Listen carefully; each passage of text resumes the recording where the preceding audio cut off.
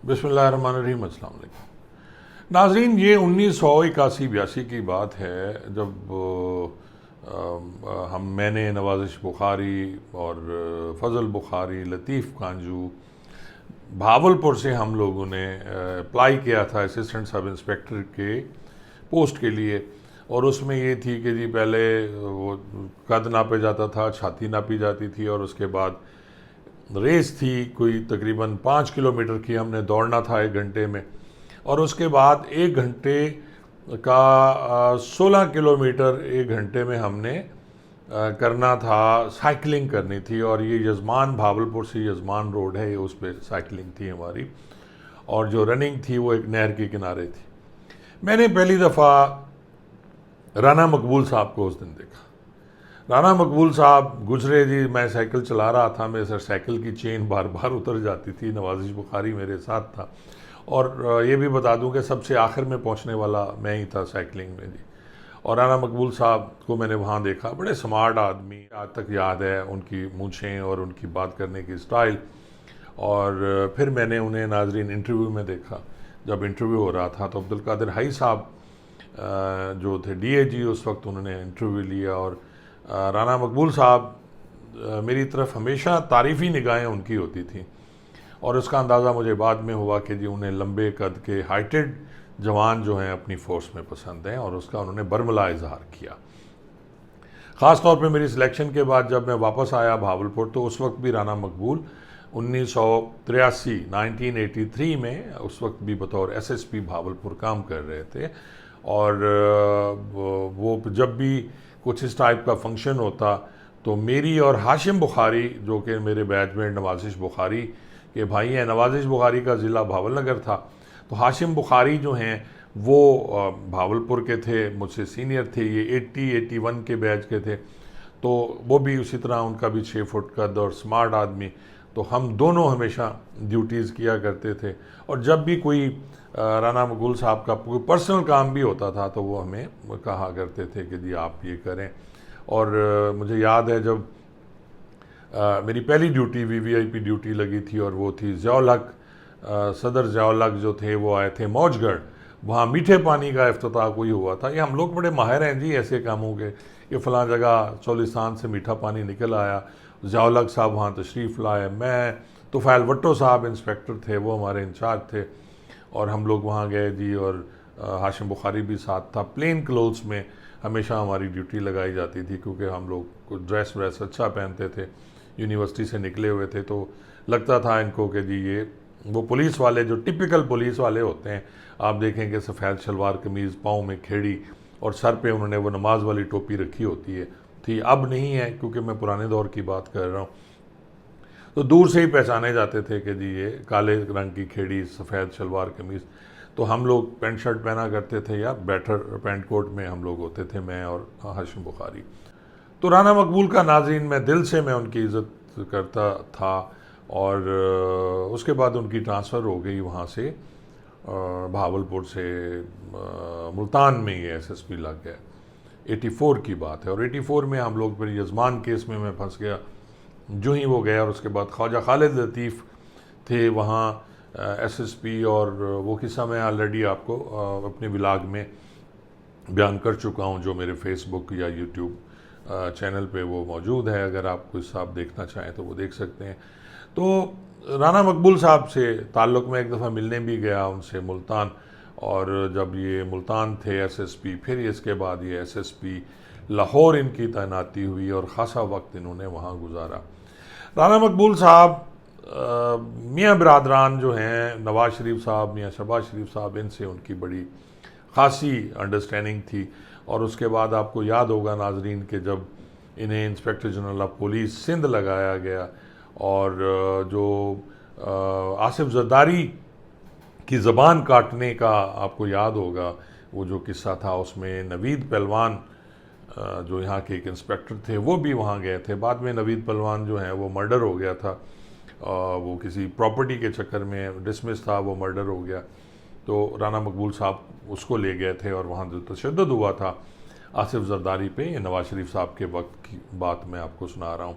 नाजरीन, जब राना मकबूल साहब आईजी सिंध थे तो ये जो हुआ था कू, जिसमें परवेज़ मुशर्रफ साहब की हुकूमत आई थी, तो उस वक्त भी राना मकबूल साहब की ड्यूटी लगाई गई थी कि वो परवेज़ मुशर्रफ को गिरफ़्तार करेंगे जब वो वहाँ उतरेंगे, उनका उतरेगा जहाज़, जहाँ उन्हें कराची में नहीं उतरने दिया जा रहा था।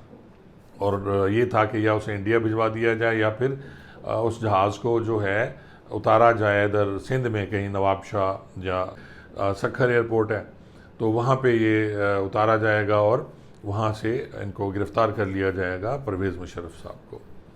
गेम उल्टी हो गई जी, सारे गिरफ़्तार फड़े गए, सारे फड़े गए, और राना मकबूल साहब भी उसमें गिरफ़्तार हो गए, ये भी फड़े गए जी, ये जेल में भी रहे। और फिर जो केस, जब ये माफ़ी तलाफ़ी हुई, सब चले गए, तो राना मकबूल साहब भी, मुलाजमत इनकी बरकरार रही, और ये सेक्रेटरी प्रोसिक्यूशन रहे जब दोबारा पंजाब में गवर्नमेंट आई थी 2008 में मुस्लिम लीग नून की। और उसके बाद नाज़रीन मैं आपको बताऊं कि ये मुसलसल साथ रहे और फिर इन्हें एजाज़ी तौर पर सेनेटर बना दिया गया, क्योंकि कहा यह जाता है कि जिसने भी इस शरीफ ख़ानदान के साथ वफा की या उनके साथ ये जुड़े रहे, तो ये इनाम इकराम उनको बहुत दिए जा रहे हैं, देते हैं। क्योंकि मुझे भी इसका इत्तफ़ाक़ हुआ, जब मेरी पोस्टिंग यज़मान थी तो मुझे भी ऑफ़र आई थी कि जी आपने हमज़ा शहबाज का जो चीफ़ सिक्योरिटी ऑफिसर वो आपको बनाया जाएगा और आप आ जाएं, तो मैंने रिफ्यूज़ किया था। ये बहुत से दोस्तों को पता है, मैं पहले भी बता चुका हूँ, क्योंकि मैंने ये कहा था कि जी मैं किसी भी शख्स की इस टाइप की मैं ग़ुलामी नहीं कर सकता कि वो अंदर बैठा और मैं बाहर गेट पे खड़ा हूँ। मुलाजमत में हम लोग ये कर सकते हैं, लेकिन प्राइवेट तौर पे ऐसा नहीं है मुमकिन। उन्होंने कहा जी आपकी रिटायरमेंट करीब है, आपके बच्चों को ये फैसिलिटेट करेंगे, आपको रंग देंगे, तो मैंने रिफ्यूज़ किया था और मैंने कहा था नहीं जी, मुझे बड़ी ऑफ़र्स हुई लेकिन वो मैंने नहीं किया। खैर, ये हर बंदे की अपनी बात है। बात हो रही थी राना मकबूल साहब की फिर, और राना मकबूल साहब आखिर वक्त तक सेनेटर रहे ज़िंदगी के, और उन्होंने वफा निभाई नवाज़ शरीफ साहब के साथ। अब उनकी औलाद में से किसी को फैसिलिटेट किया जाएगा अगर इनकी गवर्नमेंट आई। मैं हमेशा इज़्ज़त और कदर की निगाह से देखता हूँ राना मकबूल साहब को। उन्होंने मेरा बड़ा ख्याल किया, लेकिन उनसे मुझे हमेशा ही इख्तलाफ रहा, और जितने भी हमारे पुलिस अफसरान हैं उनसे मेरा इख्तलाफ है कि वो पॉलिटिकली इनके ग़ुलाम बन जाते हैं। उनमें बड़ी मिसालें हैं, जिसमें आप ये देखें कि मुश्ताक सुखेरा, वो भी उन्होंने इनकी बड़ी वो की, और उसके बाद उन्हें भी सीट दी गई, और बहुत से नाम ऐसे हैं, और अब भी वो उनके साथ वफादार हैं और इसी उम्मीद में हैं कि जी मैं पुलिस की बात कर रहा हूँ, सारे महकमों की बात कर रहा हूँ, जहाँ जहाँ जो है आप देखें कि फवाद हुसैन फवाद को भी इनामिया तौर पे मिनिस्टर बनाया गया, आहद चीमा को मिनिस्टर बनाया गया, उनके साथ हैं अभी भी सेक्रेटरी हैं प्राइम मिनिस्टर के हैं वो तौकीर शाह साहब। तौकीर शाह साहब बड़े अच्छे इंसान हैं, मैं उनकी भी इज़्ज़त करता हूँ, लेकिन ज़ाहिर है उनके मफादात हैं, सियासी मफादात हैं। फिर उन्होंने जेलें भी भुगती हैं, आहद चीमा ने जेल भुगती, फवाद हुसैन फवाद ने जेल भुगती, तौकीर शाह साहब जो हैं ये तो चले गए थे, बाहर चले गए थे, फिर वापस आए। तो इसी तरह RPO गुजरांवाला हैं, वो भी हैदर अशरफ साहब, वो भी चले गए थे, डिसमिस हो गए थे, फिर बहाल हुए और आजकल RPO हैं।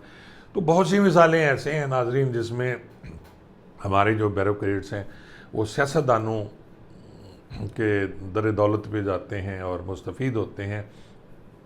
पोस्टिंग ट्रांसफ़र की हद तक ठीक है कि आपको कहीं ना कहीं ज़रूरत पड़ जाती है, वो भी नहीं होनी चाहिए।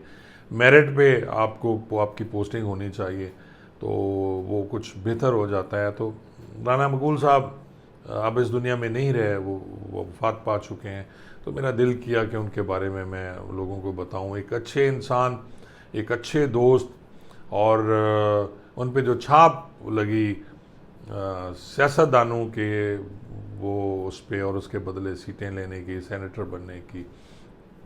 बहुत से इंस्पेक्टर जनरल ऑफ पुलिस हैं जो रिटायर हुए, ऑनेस्ट थे और तगड़े थे, उन्होंने कोई ऐसी सीट लेनी गवारा नहीं की नाजरीन। तो ये राना मकबूल साहब का के बारे में मैं दोस्तों को बताना चाह रहा था कि उनके मुझसे कैसे ताल्लुकात थे, और अब वो इस दुनिया में नहीं रहे। तो अल्लाह ताला उन्हें अपने गरीक रहमत करे और अपने जवार रहमत में जगह दे जी, आमीन।